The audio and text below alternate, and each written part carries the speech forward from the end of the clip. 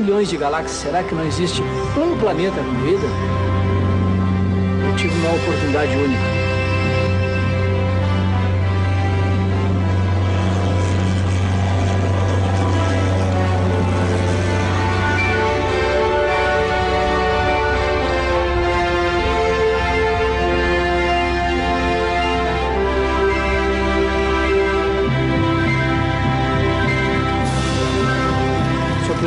Esse ano completa 30 anos de voo.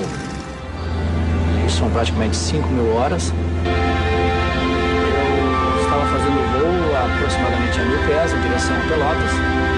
E quando eu me deparei com aquele objeto bastante estranho,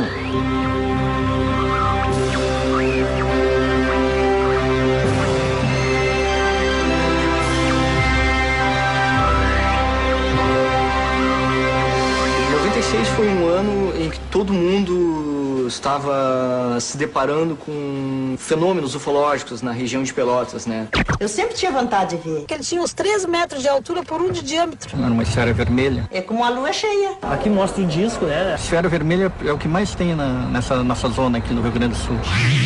Em agosto de 96 aconteceu o que a gente chama de onda ufológica na região sul. O que é isso? É o avistamento de um ou mais objetos em um curto intervalo de tempo. Praticamente toda a cidade viu. Se tu olhar os jornais da época, todo dia tinha relato de algum caso. Chegou um momento naquele ano, né, em que os casos eles se tornaram muito repetitivos, né, e um jornalista tem que ser, na verdade, um bom contador de histórias, né.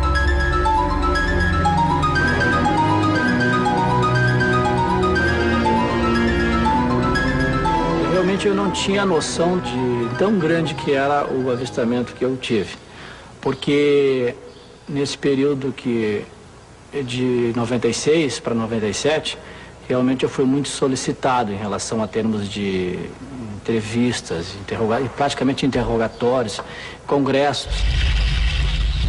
A nossa intenção sempre é pesquisar da maneira mais científica possível. Então a gente tem que conseguir os dados. Antes da gente decidir se íamos publicar ou não, a gente consultava especialistas na área, né? A gente sabe, por exemplo, de casos que a pessoa disse que supostamente viu um objeto e era lindo o objeto, e o objeto era um avião.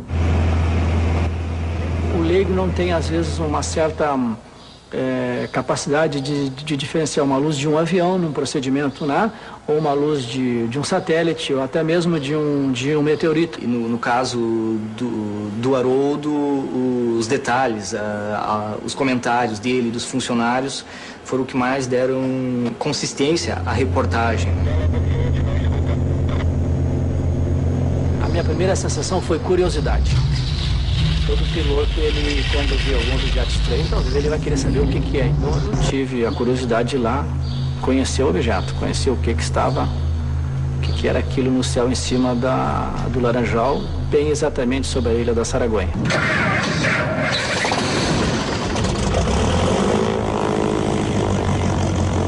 No dia 5 de outubro, a temperatura estava na faixa de uns 24 a 25 graus. O céu estava parcialmente nublado, com uma camada de nuvens altos cúmulos aproximadamente a 10.000 pés. Dia totalmente calmo, sem vento.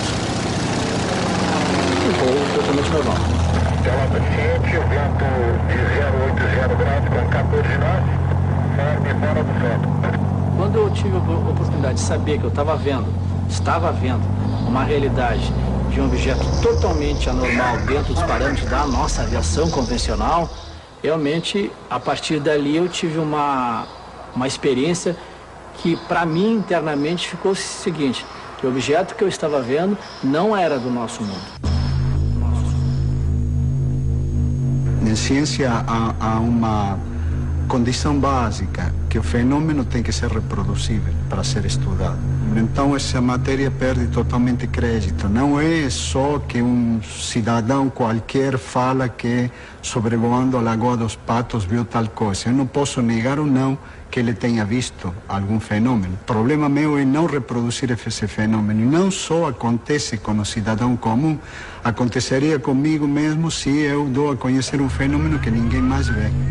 É um limitador da ciência, que nós podemos só falar sobre as coisas que são reproduzíveis, até porque a medição tem que ser repetida muitas vezes. A tecnologia de ontem, da ficção científica de ontem, é a realidade de hoje. Então, talvez daqui a 20 ou 30 anos, o que eu vi, que seria uma coisa absurda, vai ser o nosso dia a dia, vai ser a nossa realidade. Eu creio muito nessa suposição que esses objetos que surgem e talvez invadam o nosso espaço aéreo, eles são realmente, como muitos pesquisadores falam, eles são mágicos. Muita gente não acredita. Eu só digo que o dia que tu vê, tu vai acreditar.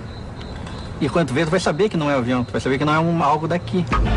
Geralmente a gente vê na televisão que o pessoal não acredita. A maioria do pessoal não acredita. Acreditar, eu acredito que a gente não esteja só, né? Sempre fico procurando alguma coisa, assim. Então, aconteceu o caso do Haroldo, um empresário, uma pessoa conhecida na cidade, relatar com os mínimos detalhes o caso, aquilo trouxe talvez à população a coragem de trazer mais informações para nós.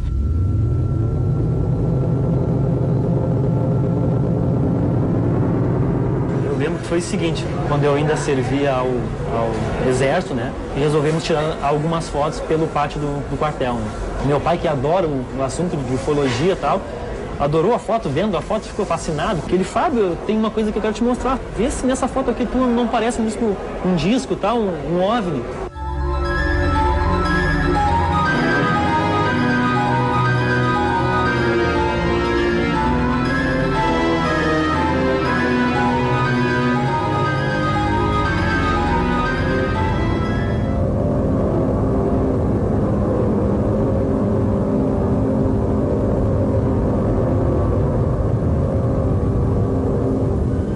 Na época, em Pelotas, estava entrando o celular da nossa telefonia local e o meu menino me ligou, tinha 9 anos, queria falar comigo e eu disse para ele que o pai está vendo um objeto voador não identificado. E aí ele correu e comunicou com a família que o pai estava vendo um disco voador.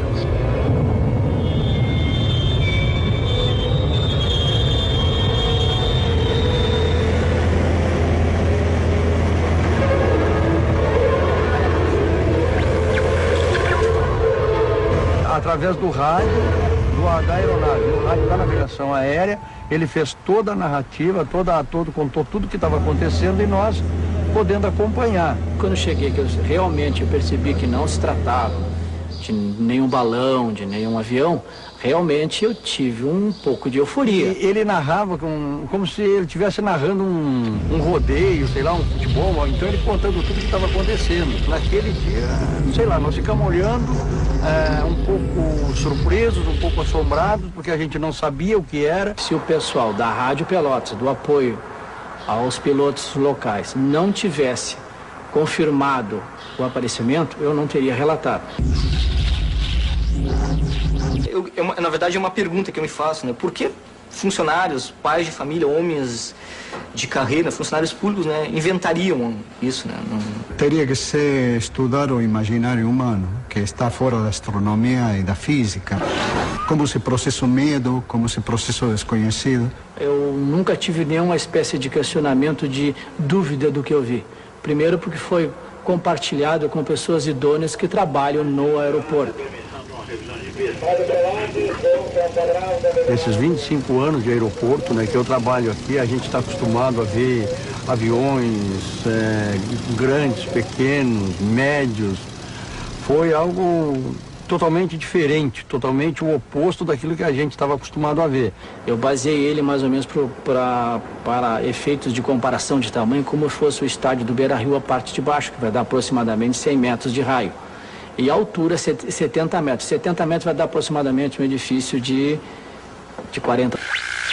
O que a gente pôde ver foi uma sombra. E essa sombra, ela tinha o feitio digamos assim, de uma pirâmide. E o tamanho era bastante descomunal.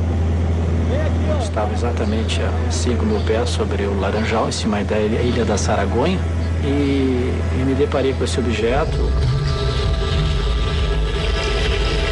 A nave se mantinha no nível de 5 mil pés, girava no sentido anti-horário, mantinha essa trajetória constante em direção ao mar e ela voava exatamente a 60 milhas, ou 100 km por hora. A parte de cima dele era bem arredondada, a forma de uma cúpula. Quando essa cúpula abriu ou retraiu, que eu não vi, lá de dentro saiu o objeto voador não identificado, aquele tradicional disco voador que saiu na vertical, decolou e ascendeu numa velocidade fantástica. Eu tive a oportunidade de tentar olhar para dentro. Eu fui muito tempo um piloto desportivo, um piloto que praticava acrobacia aérea. Eu ia passar com o avião, fazer um turnô, ou seja, fazer um turnô barril, para ter a oportunidade de olhar, porque o meu avião é asa baixa. E aí, quando eu ganhei velocidade, me afastei para fazer a passagem, ele girou mais rápido, no sentido anti-horário. De dentro dele saiu aqueles fachos avermelhados, um tom vermelho, alaranjado, assim, forte, em direção ao espaço, e ascendeu numa velocidade, eu calculo aproximadamente 12 mil quilômetros por hora. Aquilo foi rápido, foi questão de segundos, né? Desapareceu totalmente. Aconteceu de fato, foram pessoas que se depararam com um objeto estranho, nunca visto por eles, né? E pessoas experientes nessa área.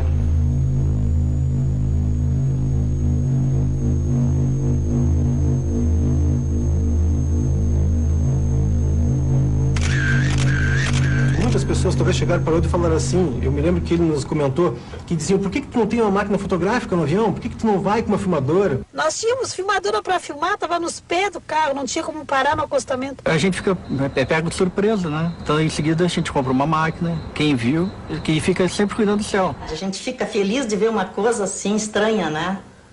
E quer que todo mundo vê. Então a gente começa a nem olhar, a gente começa a chamar os vizinhos, o pessoal todo para todo mundo ver, para confirmar, né? Nós vindo na estrada do Cassino para Pelotas e era 20 horas, era de noite já, e aqueles objetos vinham vindo assim em cima da estrada, os dois, vinha um, logo após vinha o outro. Eles meio que se balançavam assim.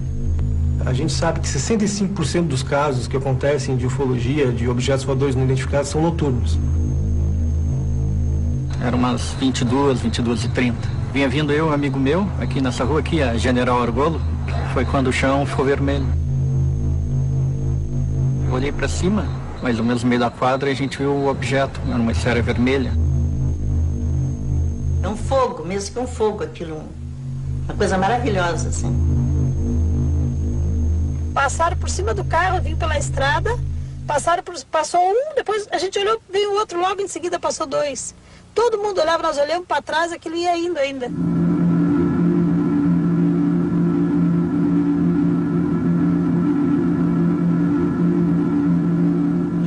Eu acho que os OVNIs, esses objetos, fenômenos até diferentes de OVNIs, eles estão aí para quem quiser ver. Olhem para o céu durante a noite. Eu não estou dizendo que a pessoa vai ver alguma coisa diferente, mas se a pessoa tiver vontade e ela tiver curiosidade, ela vai notar que uma estrela muda de lugar. E dentro de todo esse movimento aí pode ter alguma coisa diferente.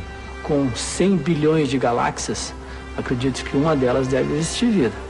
E talvez sejam eles os nossos visitantes.